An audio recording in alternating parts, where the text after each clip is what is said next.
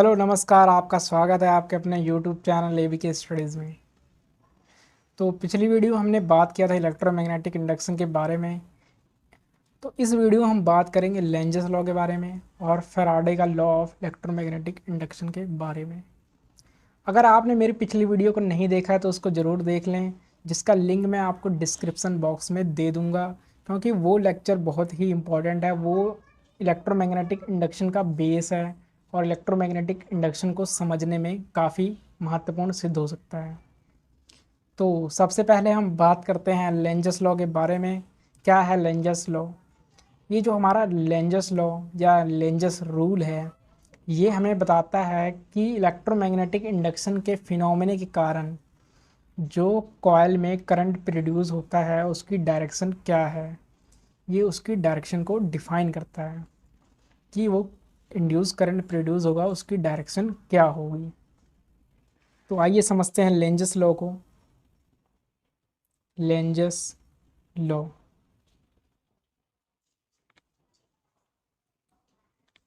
It determine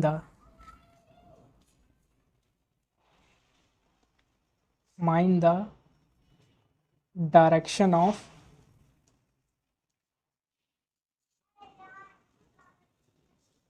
induced current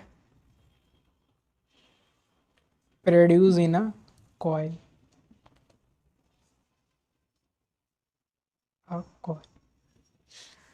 ये direction को बताता है कि किस प्रकार से इंड्यूस करंट प्रोड्यूस होगा कॉइल में due to the phenomena of electromagnetic induction के कारण।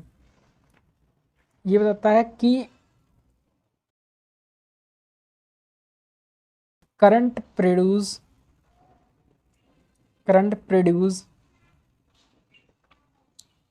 in a coil such a way that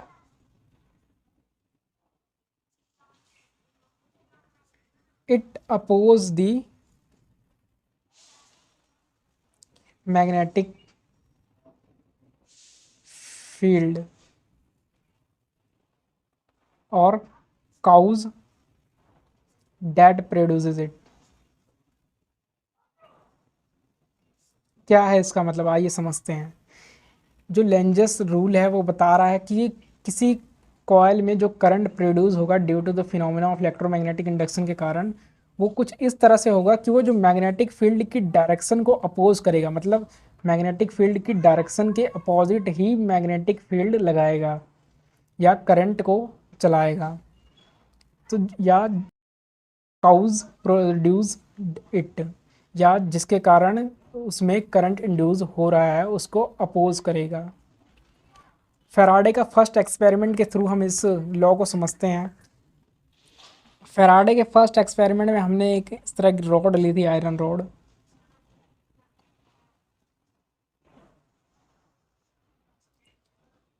first coil में कुछ इस तरह की कॉइल की वाइंडिंग थी।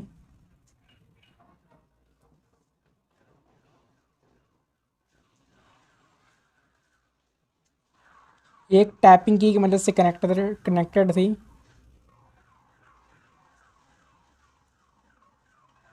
और ये हमारे पास सेकंड कॉइल है।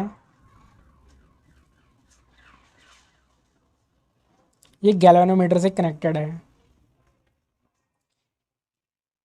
अगर हम लेफ़्ट डायरेक्शन से देखें, अगर लेफ़्ट साइड से अगर हम देखें, तो जो इसमें कॉइल में जो करंट की डायरेक्शन है वो क्लॉकवाइज है।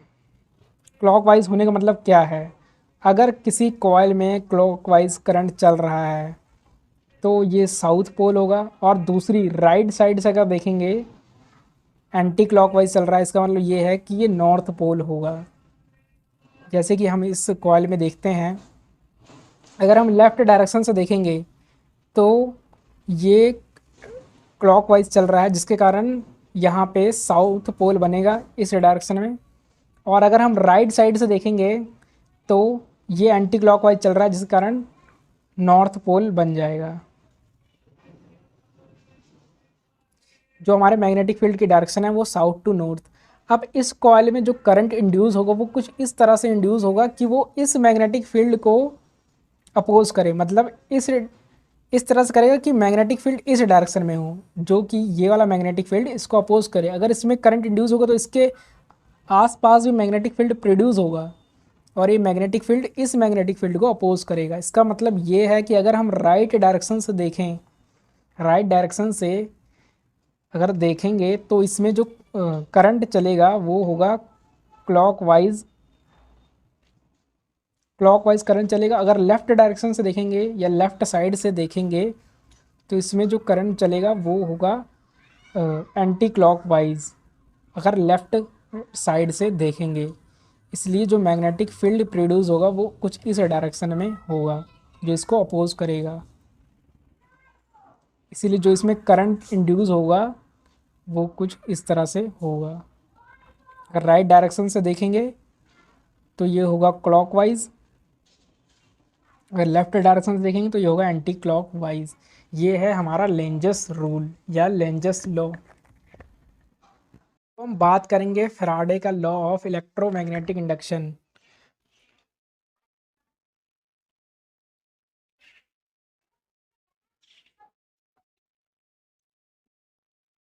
इलेक्ट्रोमैग्नेटिक इंडक्शन, जो फैराडे का फर्स्ट लॉ था वो बताता है कि whenever the magnetic flux linked with the coil change, induced EMF produced in a coil. Whenever the magnetic flux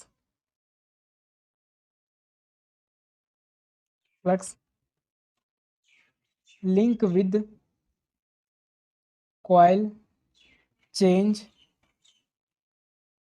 an induced EMF or current produced in coil। जो हमारा second law है Faraday का वो बताता है कि तब तक ही किसी कॉइल में करंट इंड्यूस होगा जब तक कि उस कॉइल में मैग्नेटिक फ्लक्स जो लिंक है वो चेंज होता रहेगा। The induce current the induced current produce in a coil till the magnetic flux magnetic flux linked with the coil linked with the coil change.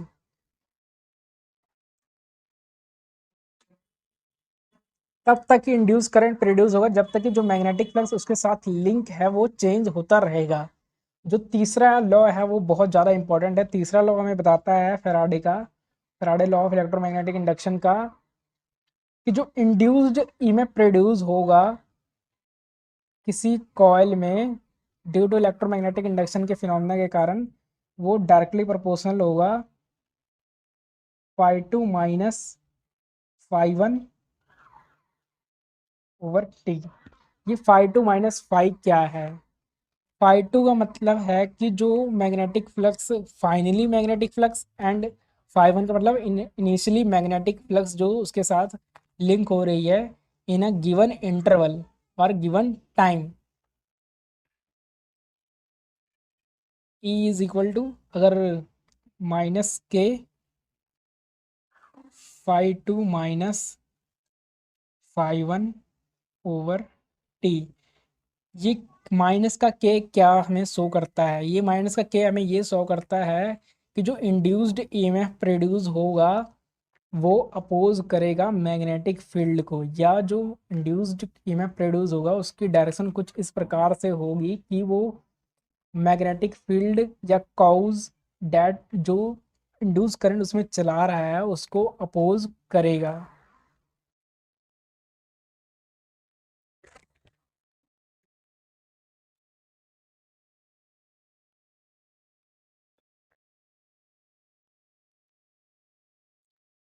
Late D phi the small change in magnetic flux in small time dt then जो हमारे पास induced EMF produce होगा वो होगा minus के d phi over d T.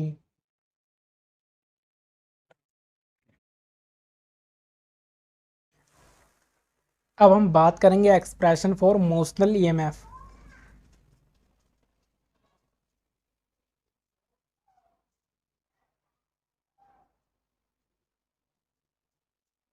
Motional EMF ये हमारे पास P Q R S region है जो कि मैग्नेटिक फील्ड को डिफाइन करता है। ये मैग्नेटिक फील्ड में magnetic field P Q are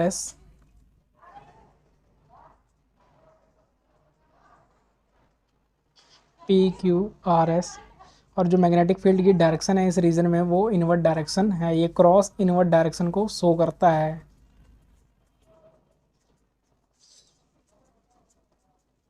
इस मैग्नेटिक फील्ड में हमने एक coil A B C D लिया है जो कि गैल्वेनोमीटर से कनेक्टेड है।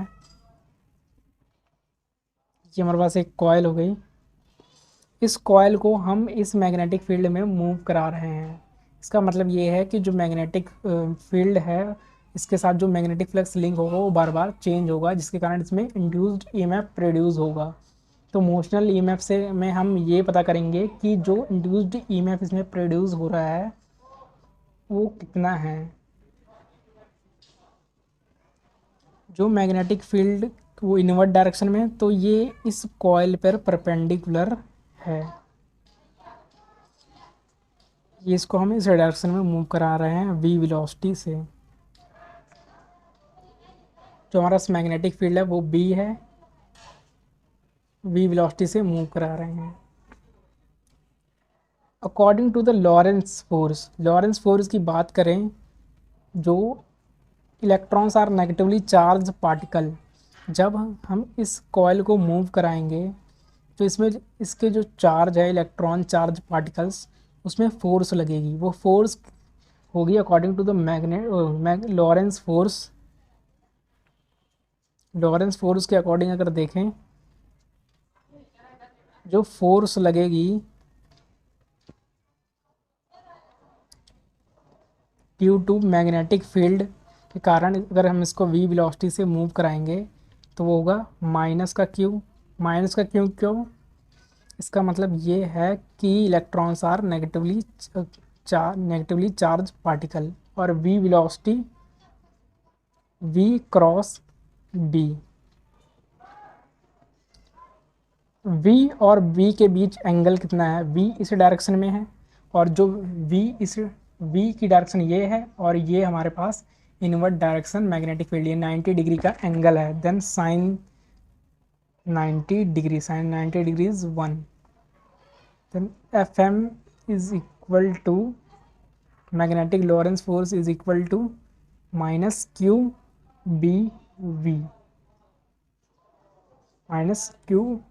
बी। अब हम देखते हैं कि ये जो हमारा मैग्नेटिक लॉरेंस फोर्स है उसकी डायरेक्शन क्या है।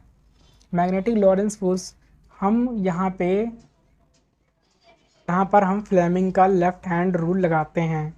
उसके अकॉर्डिंग ये हमारी मैग्नेटिक फील्ड की डायरेक्शन जो कि इनवर्ड है, ये हमारे कॉइल की वेलोसिटी जो कि इस डायरेक्शन में मूव कर रहा है। तो जो चार्ज पार्टिकल पे फोर्स लगेगी वो इस डायरेक्शन में होगी, इस डायरेक्शन में। लेकिन जो हमें पता है कि जो हमारे पास जो इलेक्ट्रॉन होते हैं वो नेगेटिव चार्ज पार्टिकल्स होते हैं, तो जो उसमें फोर्स लगेगी वो इस डायरेक्शन में होगी।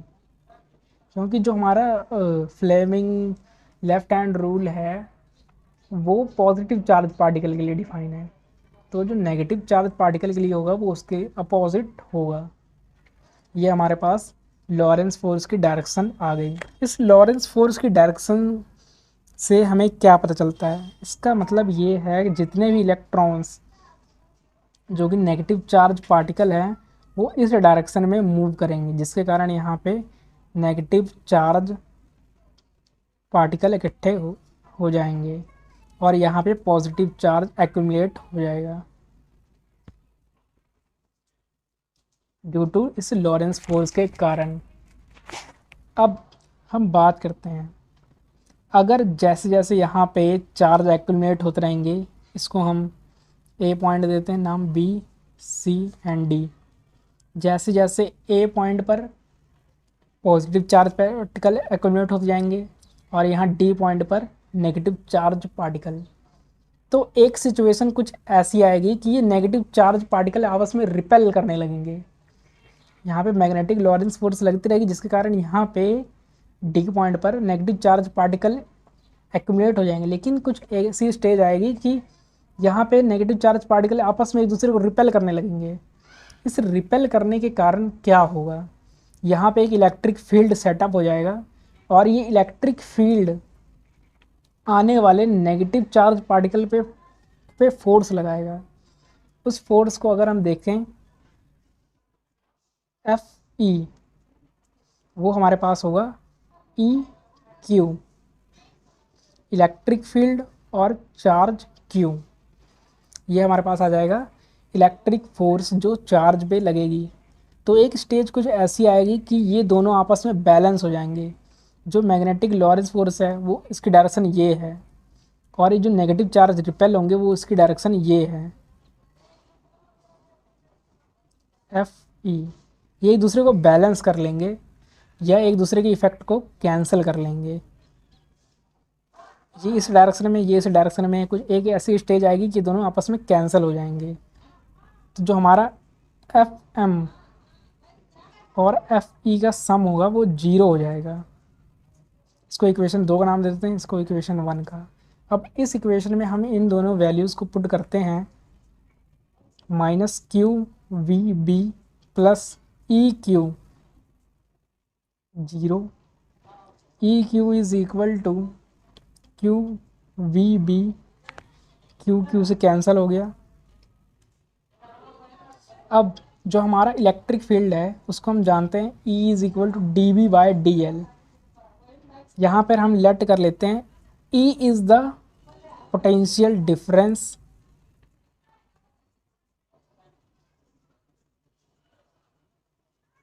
Between A and D। ये यहाँ पे एक पोटेंशियल डिफरेंस जनरेट होगा जिसको हम E का नाम दे सकते हैं। यहाँ पर हम देखते हैं ये एक सेल की तरह बन गई, यहाँ पर पॉजिटिव चार्ज, यहाँ पर नेगेटिव चार्ज है, इसलिए यहाँ पे एक पोटेंशियल डिफरेंस जनरेट होगा जिसको हम E का नाम दे देते हैं। और A D is equal to हम L ले लेते हैं, A D is equal to L। अब हम इस इक्वेशन में पुट करते हैं इस वैल्यू को, E over L is equal to V B. जो हमारे पास इंड्यूस्ड ईएमएफ प्रोड्यूस होगा वो होगा वी बी एल।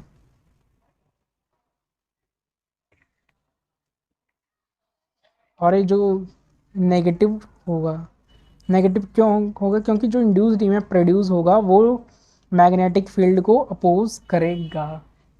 ये है हमारा motional EMF. It is expression for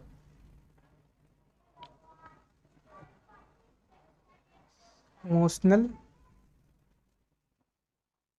EMF. अगर आपको मेरी वीडियो पसंद आई होगी तो लाइक करना ना भूलें और मेरी इसी तरह की वीडियोस को देखने के लिए मेरे चैनल को सब्सक्राइब कर लें।